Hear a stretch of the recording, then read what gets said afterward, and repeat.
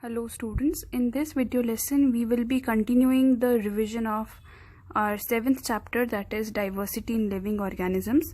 Now we will do the exercise which is on page number 85, and its first question is, what is the criteria for classification of organisms as belonging to kingdom Monera or Protista?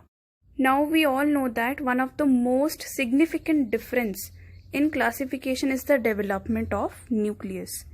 So the criteria is presence or absence of a well-defined nucleus or the organelles. Organisms belonging to the Monera do not have well-defined nucleus and are unicellular, whereas organisms belonging to Protista have well-organized nucleus and the cell organelles. The next question on the same page number is, in which kingdom will you place an organism which is single-celled, eukaryotic and photosynthetic? Since the cell is photosynthetic, it must have a well-defined nucleus.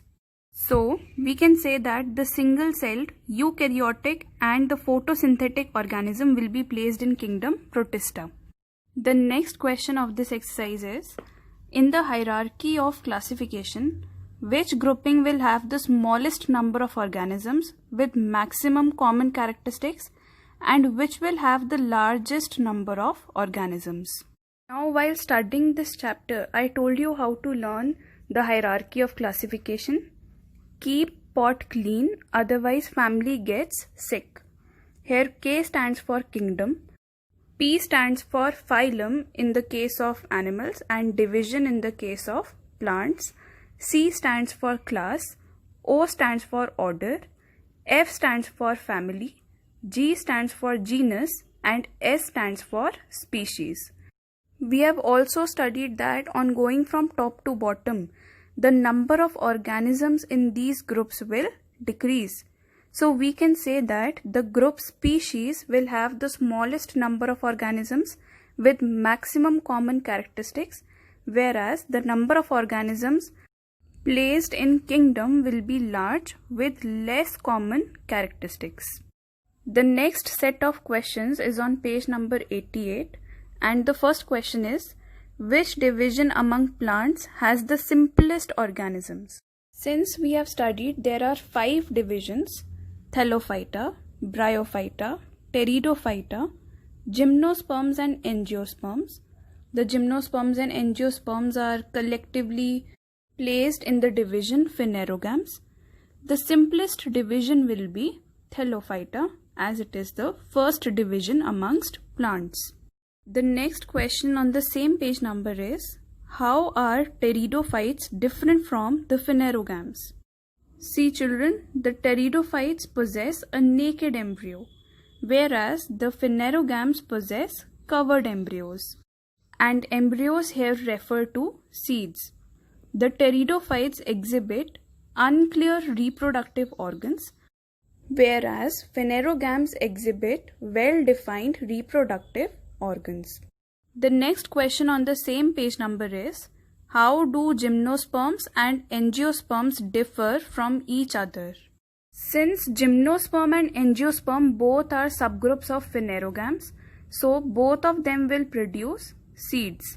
The gymnosperms bear naked seeds, whereas angiosperms have enclosed seeds in the fruits.